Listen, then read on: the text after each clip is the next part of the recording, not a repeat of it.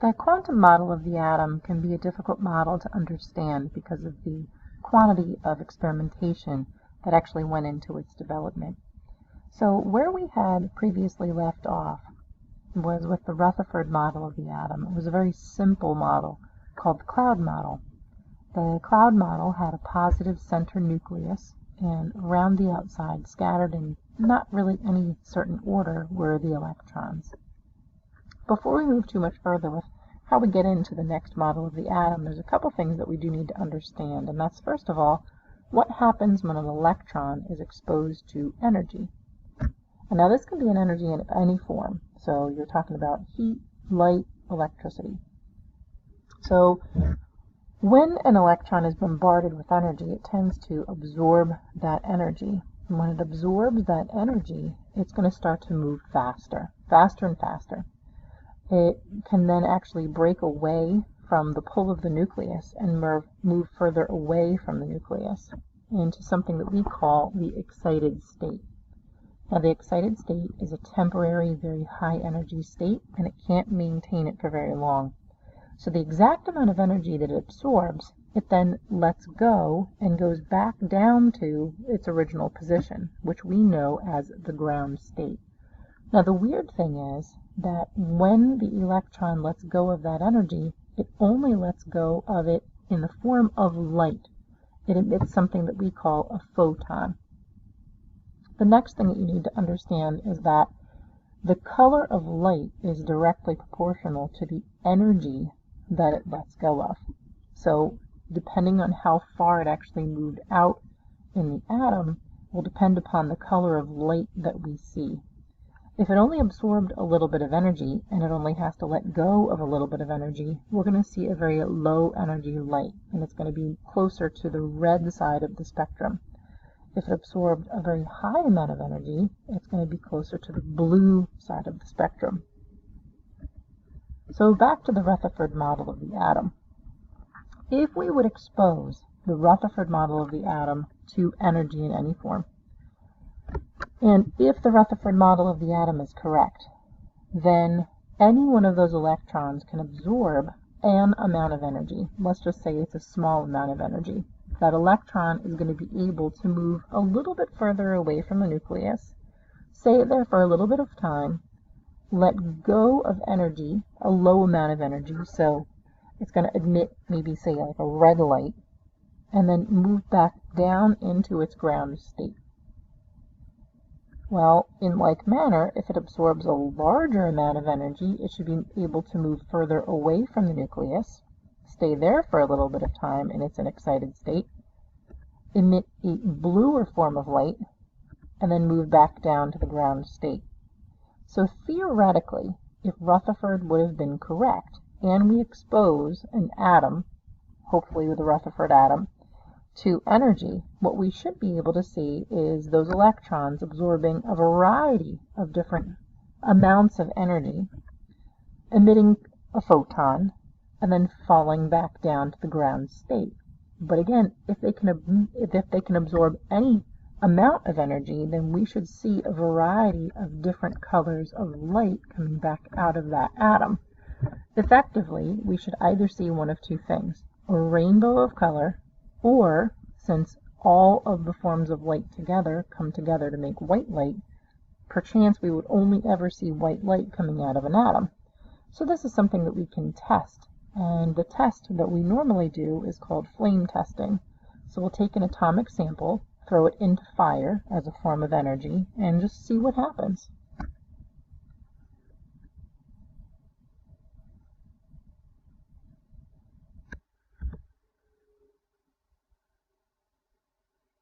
We're going to do a flame test on a number of selected compounds, primarily group 1 and 2 ions. And these are aqueous solutions, and we have just a inert metal loop. We're going to dip the end into the solution and put it into the flame.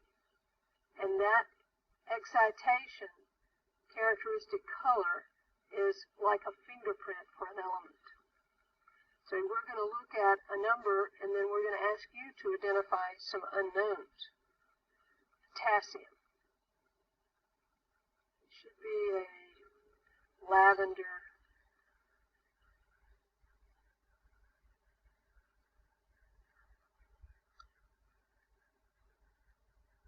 Is it barium? Is it green?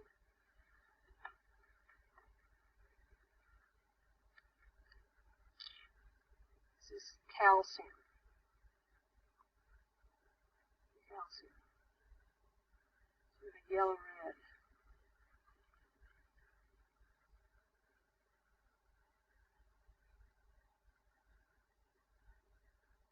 Strontium. This one's a pretty red one.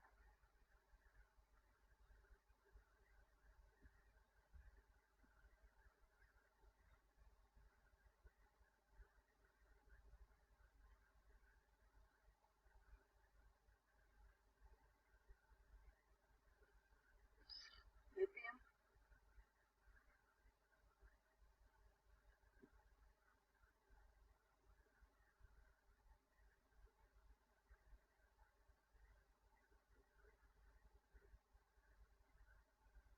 Sodium is a bright yellow.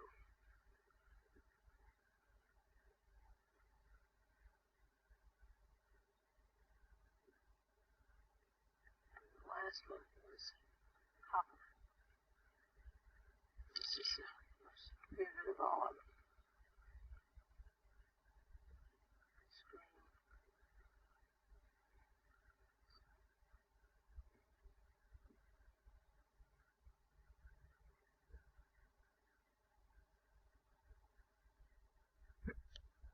So what you should notice is that no one atom emitted either a rainbow or white light. Now what that means is that Rutherford's model of the atom is incorrect, and that there must be something else happening with the electrons around the outside. So enter the Bohr model of the atom. Now Bohr decides that the reason that there's only one certain color coming out of the atom is that the electrons must be restricted in their movement on the inside. So he places the electrons in concentric rings around the nucleus, and he says that the electrons can only travel from one ring to the next. That means that there's only one specific amount of energy, or quanta of energy, that can take an electron from one ring to the next. So we really only should see one color of light coming out of any atomic sample. So what I'd like to show you next is what happens when you think about the colors that you're actually seeing. And this actually kind of caught up to us when biology proceeded a little bit further and we learned a little bit more about our silly little eyes.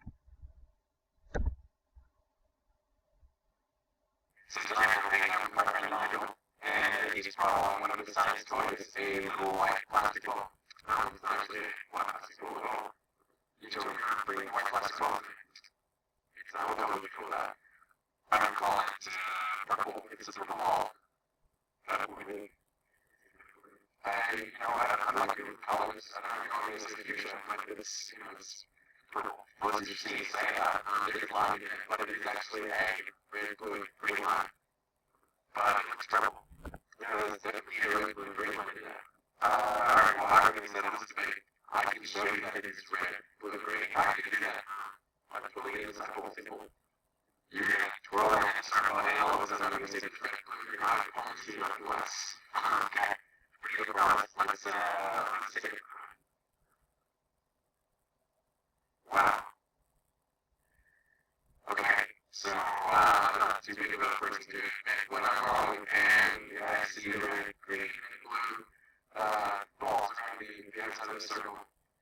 But when you slow down, it becomes like green and purple, and it's not actually, everyone will say pink and purple because the red, blue, and green lots of things go off specifically after each other that your brain actually notices things going off when the ball reflects. So the eye actually kind of follows the information there about what color the stage brings the ball when it's there. And we're just together to produce that purple color. And that red, blue, and green kind of moves to discuss the violet color. That's the vibe. You know your colors. You want can we see them separate when you swirl in a circle? When I swirl in a circle, I'm actually getting them all to switch colors to red, to green, to blue, and at different points in space. So at different points in space, your eyes are actually holding an image as it switches to a different color. Right, so even the eye remembers the color that it's seeing, it's going to remember the next color because that occurs at a different point in space exactly. So it's much easier to see the red, blue, and green light happening in the ball than it is when it's still. So we need to think about some practical applications for this. So what we found out is that our eyes are actually not smart enough to be able to see the individual colors that could potentially be coming out of these atoms. We don't know whether or not we only have one color of light or several colors of light coming out of an atom and then just merging together into one color. So we need a tool to be able to separate out these different forms of light, and using this form would be a prism. Now a prism takes white light and separates it out into its individual components, basically letting us see the rainbow of color that white light is made up of. So the next experiment that was done, just to try and see if Bohr's model of the atom was correct, was to take samples of atoms and expose them to different forms of energy. In this particular experiment, we're taking hydrogen and exposing it to electricity, and we see that it emits photons, it glows.